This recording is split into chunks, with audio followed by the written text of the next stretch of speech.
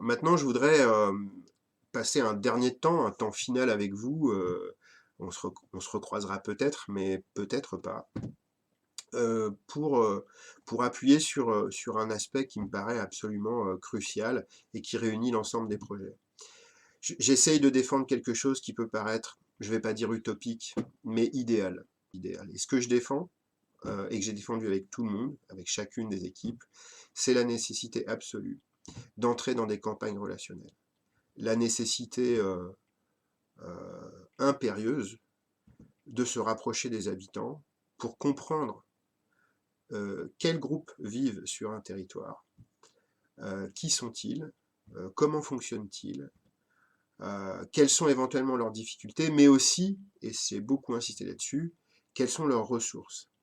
Comment ils arrivent à s'organiser sans nous pour fabriquer de la vie sociale, hein, et pour fabriquer de ce que j'appelle la fabrique d'une sociabilité, d'une solidarité hors du champ de l'institution. Et si j'ai insisté énormément sur cette dynamique d'enquête, c'est parce qu'il me semble qu'on ne pourra jamais correctement animer un territoire si ce territoire ne s'anime pas lui-même. Autrement dit, soit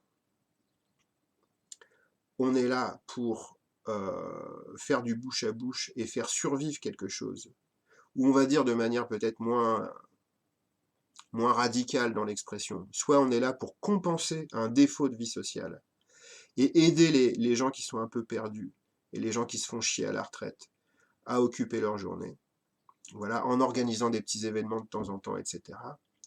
Soit si on veut une dynamique locale qui est vraiment de l'allure, il va falloir le faire avec les gens, à partir de là où ils sont, et c'est eux qui vont devoir le faire, beaucoup plus que le centre social.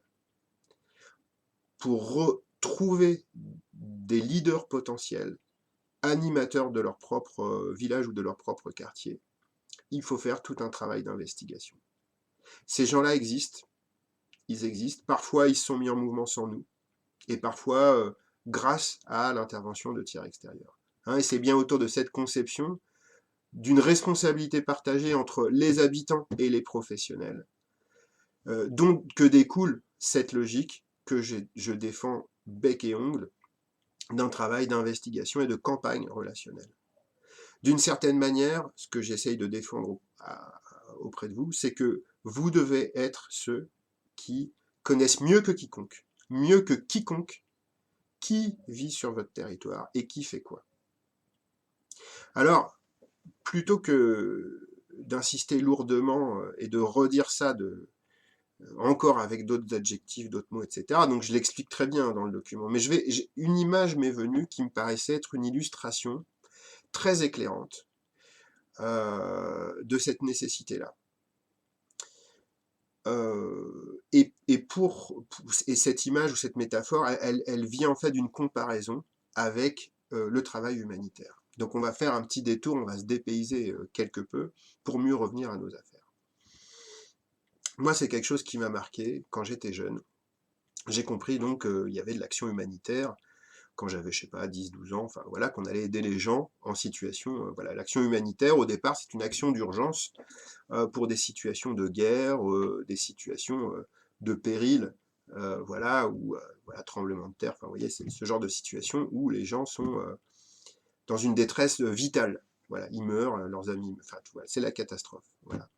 Donc l'action humanitaire, c'est ça au départ, et puis elle s'est transformée progressivement en ce qu'on appelle l'aide au développement, c'est-à-dire que progressivement, on s'est mis à soutenir les pays, non pas pour réparer le pire, mais pour essayer de faire advenir le meilleur, on va dire. Et donc, c'est là que certains échecs m'ont particulièrement marqué, dans la réflexion qu'ils ouvraient. Notamment celui-ci que m'avait raconté un prof d'histoire-géographie en première ou en terminale, je ne me souviens plus. Il expliquait que dans un pays, une ancienne colonie française, qui était encore une colonie ou en cours de décolonisation, enfin je ne sais plus, non, c'était dans les années 70, donc voilà. En Afrique de l'Ouest, on est venu avec des agriculteurs, avec des tracteurs, pour aider à la mécanisation de l'agriculture, puisqu'on avait des gens qui étaient encore avec des bœufs, hein, voilà, et puis voilà, une agriculture où c'était encore avec l'animal qu'on travaillait pour le labour. Et donc, on se dit, bah, nous, on est en train de changer tout notre matériel, mais les tracteurs qui sont là, qui sont les tracteurs d'après-guerre, sont encore en bon état, ils peuvent servir, on ne va pas les mettre à la benne. Et certains se sont dit, amenons-les tout simplement dans ce pays d'Afrique de l'Ouest où des paysans vont être hyper heureux de sortir de l'effort assez invraisemblable de faire tout son champ avec un bœuf et puis un soc de charrue manuel, et on va les aider à mécaniser. Très bien. Et puis donc ce prof nous explique que bah, voilà, les tracteurs sont débarqués et on fait une première, voilà, sur des milliers d'hectares, on se met voilà, à travailler avec des tracteurs. Et en fait, il va se passer quelque chose de totalement imprévu, c'est que sur place, on n'avait pas calculé qu'il y avait du fer dans la terre, en grande quantité, de la ferrite. Et c'est ce qui fait que le sol est rouge. Et en fait, le labour étant tellement profond, soudainement, puisque mécanisé, ça a fait remonter la ferrite. Et en fait, sur des milliers d'hectares, on va faire des pistes d'aviation, puisque le fer remonte, la terre durcit, et donc on ne peut plus rien faire, à part des pistes d'aviation. On a bousillé des milliers d'hectares, voilà. Alors cet exemple m'avait marqué parce que c'était la première fois, je crois, dans ma vie que j'entendais que les bonnes intentions, et les très bonnes intentions même, hein, peuvent faire des catastrophes. Alors, derrière ce premier exemple, il y en a toute une série, et là ce qui m'intéresse, c'est pas les échecs, c'est la manière de les contourner, bien évidemment. Puisque l'action humanitaire et l'aide au développement se sont vus confrontés, parfois, à des problèmes difficiles à résoudre. Et ce qui va m'intéresser maintenant, en termes d'autres exemples, pour nous amener tranquillement à nos affaires à nous en France, hein, c'est l'exemple de la lutte contre le sida. Donc, vous le savez, il y a eu des campagnes, alors chez nous évidemment, voilà, mais il y a eu aussi des campagnes en Afrique pour essayer d'endiguer cette épidémie. Et il y a eu des efforts considérables pour à la fois faire la publicité du préservatif, pour en distribuer, bref. Avec des échecs assez majeurs dans certaines parties de l'Afrique où vraiment ça ne passait pas. Le message ne passait pas et pour des raisons culturelles, c'était impossible de diffuser le préservatif, sauf que pendant ce temps-là, il y avait beaucoup de gens qui mouraient, quand même. Donc il fallait faire quelque chose. Et c'est là que moi, ça m'a intéressé, les exemples que j'ai connus. Donc moi, j'ai travaillé à AIDE, l'association de lutte contre le sida, et donc j'ai côtoyé aussi des gens qui vivaient en France, qui étaient originaires de ces pays, qui m'ont raconté ces histoires-là. Et donc, à un moment donné, il a fallu, pour les gens qui intervenaient sur place et pour les ONG, avoir des stratégies différentes qui consistaient simplement à comprendre quel est le problème. Ben oui, quel est le problème? Et donc, il a fallu aller dans des villages, dans des villes, dans différents groupes, dans différentes communautés pour discuter. Et puis, c'était pas tout le monde qui pouvait discuter. Alors, certains pouvaient discuter, pas d'autres, parce que voilà, t'es un homme, t'es une femme, t'es blanc, t'es noir, tu parles la langue, tu parles pas la langue, donc parfois il fallait voilà, des intermédiaires, des passeurs, des gens un peu entre les mondes. Et puis, on a commencé à voir se dévoiler tout un système de représentation, de vécu autour de la sexualité, et pour trouver des solutions opérationnelles, il a fallu faire tout ce travail d'investigation pour finalement trouver des solutions portées par les gens eux-mêmes. Et donc on s'est rendu compte que à certains endroits, c'était avec la chefferie locale, hein, avec les chefs de village qui avaient quelque chose à gérer. Parallèlement, il y avait un travail à faire avec les femmes, et parallèlement aussi un travail avec les enfants. Voilà. Et que c'était une combinaison subtile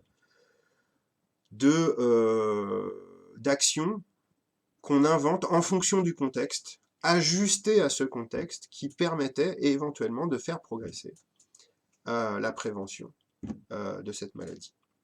Et puis plus globalement, partant de cet exemple-là, s'est développée, dans la solidarité internationale et l'aide au développement, une vraie réflexion sur comment on fait les choses pour qu'elles fonctionnent et pour qu'elles soient prises en charge par les gens eux-mêmes. Là, ce qui est très important, c'est qu'il y a au moins deux aspects cruciaux dans ce travail-là. Le premier, je viens d'en parler, c'est une investigation, c'est-à-dire il faut aller auprès des gens, vivre des moments avec eux pour pouvoir discuter avec eux parler leur langue, hein, voilà, que ça soit une langue au sens ethnique ou une langue au sens d'une manière de se parler. Et puis par ailleurs, il y a un autre aspect, une fois qu'on a fait tout ça, il faut aussi trouver des leaderships positifs et une manière que les choses se mettent en place.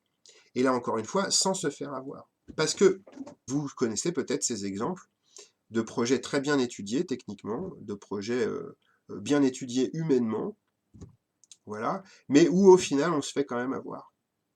Et où l'intermédiaire voilà, qu'on a choisi, bah, il n'a pas fait ce qui était prévu. On a été naïf, parce qu'après, il y a des naïvetés. C'est-à-dire qu'une fois qu'on est proche du public, on a tellement d'empathie pour lui, on est tellement, voilà, que on se fait aussi avoir et on est dupe un peu des jeux d'acteurs locaux. Donc, votre intermédiaire, en fait, sur les 5 puits, il en a fait que 3, il en a revendu un, il y en a un autre, il a installé près de chez sa sœur. Voilà. Mais il était tellement gentil, et voilà. Hein. Donc, c'est un autre aspect de ce travail-là. Évidemment, vous me voyez venir, hein, je veux faire une analogie entre la situation des ONG et la situation d'un centre social. Entre des terres étrangères, avec des contextes, des comportements, des langues, des façons de faire étrangères, par exemple en Afrique, parce qu'on a l'habitude d'y intervenir, hein, ou partout ailleurs où c'est différent, hein, voilà, et ce qu'on a à faire dans des territoires d'intervention qu'on ne connaît pas bien, quoi qu'il arrive. Hein, et d'une certaine manière, on peut se comporter comme des expats qui vivent entre eux, hein, et qui se cachent derrière un public résiduel de participants dans le centre social qui sont des mamans seules, des retraités, qui, et si on est honnête, on sait très bien que c'est pas ça la population. Ils font partie, ces gens-là font partie de la population. Hein, ils n'ont pas ni plus ni moins de mérite à être là où, voilà.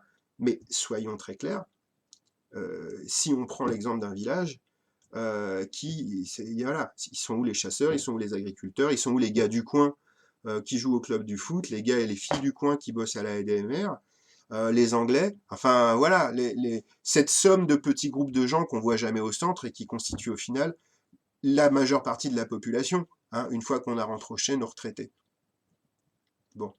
Et, et, et, et en quartier populaire, c'est pareil. Hein. Bon, voilà, c'est qui parle aux Comoriens qui viennent d'arriver, aux jeunes du coin, enfin voilà, vous pouvez les faire. Et puis même la totalité de ces familles actives qu'on ne fait que croiser avec les courses en sortie de parking, mais qu'on voit jamais dans le centre. Hein. Donc, voilà, y a une espèce de relation d'étrangeté hein, qui se construit progressivement à force de n'accueillir que ce public résiduel, de s'en satisfaire, et puis de ne pas habiter sur place. Hein, d'où la comparaison avec le côté expatrié.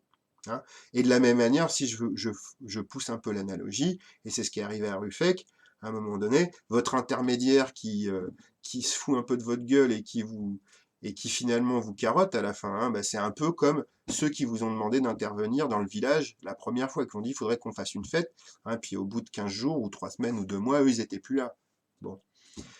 Donc voilà, il me semble que la comparaison me paraît fructueuse et on peut se poser légitimement la question, quand est-ce que l'animation sociale et socioculturelle, quand est-ce que le développement social local se mettra à la hauteur d'une partie de ce qu'a fait l'aide au développement lorsqu'elle a dû rentrer en investigation avec des populations. Hein. Je trouvais ça important de partager avec vous cette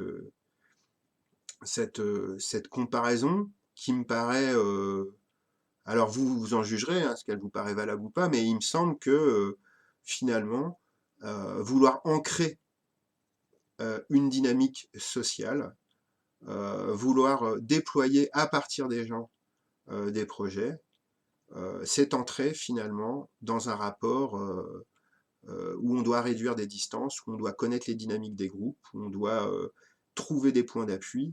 Et pour ça, il faut parler la langue, il faut passer du temps, il faut rentrer en campagne pour devenir incontournable et pour connaître tout le monde. Hein. Après, quitte à choisir avec qui on va faire des choses et voir comment on peut faire des choses.